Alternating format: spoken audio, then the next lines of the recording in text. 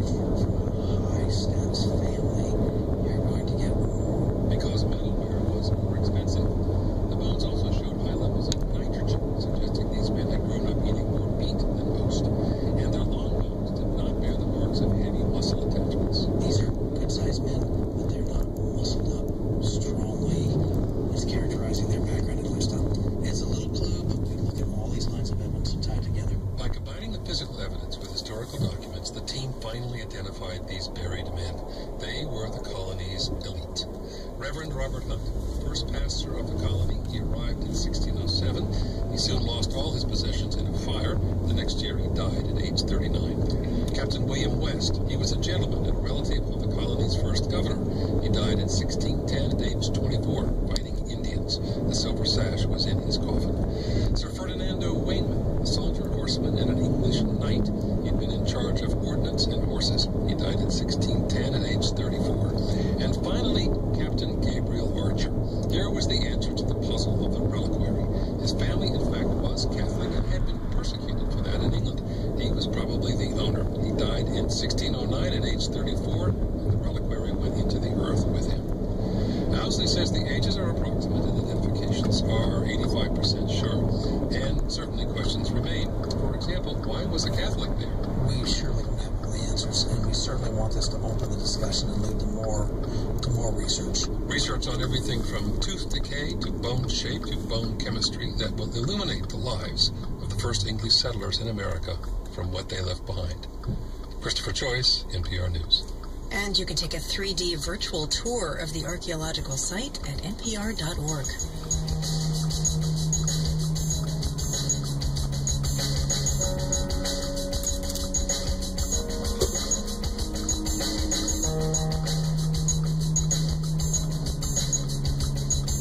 This is NPR News. You're listening to KUT 90.5 and KUT.org. Consumer confidence slumped in July the most it has in years.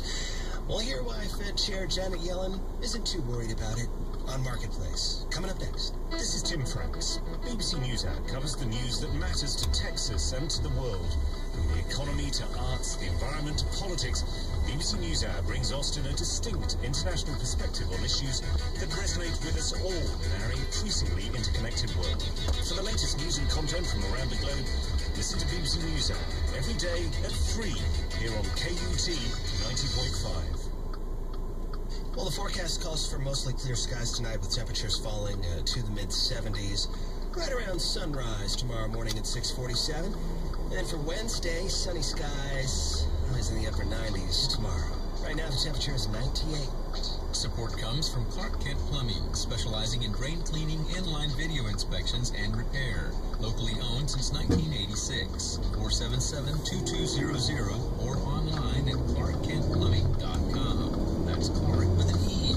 You're listening to KUT 90.5 at 6:30. Marketplace is supported by Ring Central, the cloud communications system that integrates with CRM, sales, and support applications like Salesforce, Zendex, Box, and now Google for Work. More at ringcentral.com. I don't know how to tell you all this, so I am just going to come right out and say it, okay? Janet Yellen, you know, the Fed chair, she doesn't really care how you feel about the economy. From American Public Media, this is Marketplace. Marketplace is supported by VMware, offering their one cloud, any application, any device architecture to help businesses innovate faster. VMware.com/public radio. And by Dollar Shave Club monthly service with customizable delivery of 3 different razors and products to the doorsteps of their million-plus members. DollarShaveClub.com.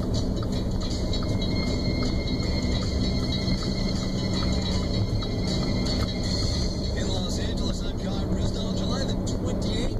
It's great to have you along on this Tuesday, everybody. That makes tomorrow Wednesday, of course, or as we in the business and economic journalism profession like to call it, Fed Day.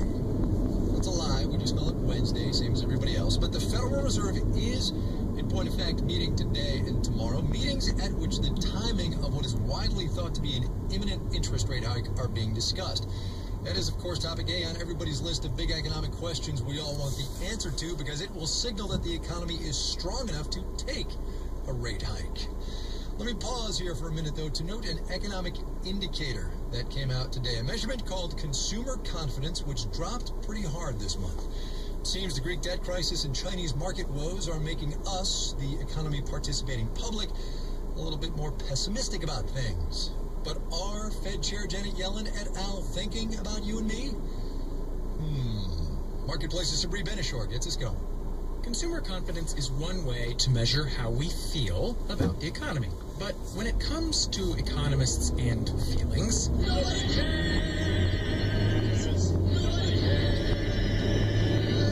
consumer confidence is a low-ranking indicator to policymakers at the Federal Reserve. is an economist from Wells Fargo. The Fed's primary focus remains on two indicators, the labor market and inflation. That's because the Fed's legal obligation is to deal with the labor market and inflation. Consumer confidence is often a product of those things, not a predictor. Also, when it comes to feelings about the future, People tend to often say one thing and do another.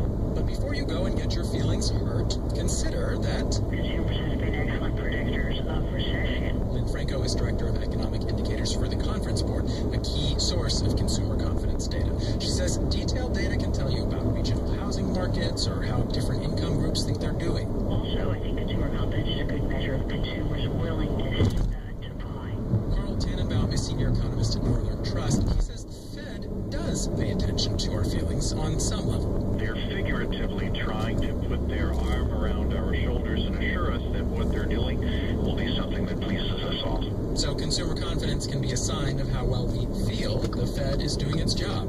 In New York, I'm Sabri Benishore for Marketplace. I've met her. She's a very nice person. I think Janet Yellen probably does care, in point of fact. All right, moving on. There was some remarkable news out of Detroit today. The Ford Motor Company reported a 44% increase in quarterly profits this morning. Quite a turnaround from the Detroit that we knew just 5, maybe 6 or so years ago. Elsewhere in global automotive news this morning, we learned Volkswagen has become the #1 car maker on the planet, topping Toyota and fulfilling a very publicly declared corporate goal. Marketplace's Gigi Duban explains the strategy behind Volkswagen's climb to the top. If you think of Volkswagen's car brands like they were part of a stock portfolio, it would be pretty diverse. And that's a good thing, says Thilo Kozlowski. He's vice president and automotive practice leader at Gartner. As a large company that owns multiple brands, it is important that you have to have a balanced approach of premium brands and volume brands. For Volkswagen, that volume brand is Volkswagen. Audi, another Volkswagen brand, has had very healthy profit margins. And Kozlowski says, A company like Porsche, there's also a brand within the Volkswagen Group has the highest profit margin of traditional auto manufacturers that is out there. But just because a car company is #1 in sales doesn't mean it's making money, says Stephen Zackley. He's chief economist with the National Automobile Dealers Association. Realistically, it doesn't really mean anything in terms of profitability, popularity of models. He says Volkswagen's aggressive global push, adding factories and brands, could work against the company. A large system that produces a large volume of motor vehicles is also very expensive to run, and it's very expensive to maintain. But that global expansion got it to #1. Mike Austin is editor-in-chief of Autoblog.com. He says the company's sales in China have been a major plus. In Europe, of course, it's a slam dunk. On the other hand, Volkswagen in the U.S. is struggling. They only have about 30,000 units so far this year. It's 1/6 the size of Toyota in terms of sales. And he says Volkswagen and Toyota are so close, it's anyone's game for the next 6 months. I'm Gigi Duban for Marketplace. On Wall Street today, traders like what they saw all the way around. We'll have the details when we do the numbers.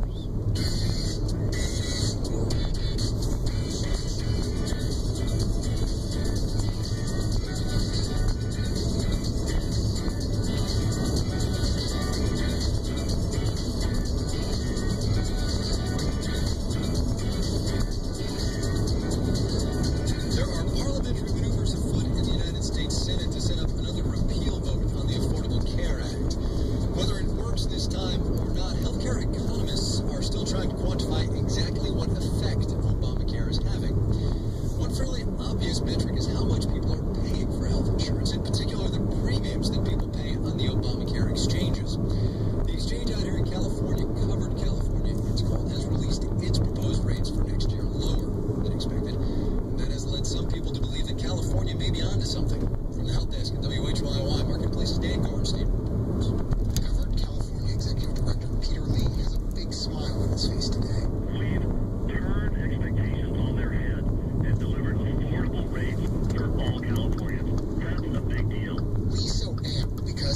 years in a row, premium increases are about 4%, well below the 10% increases California consumers paid in the years running up to Obamacare.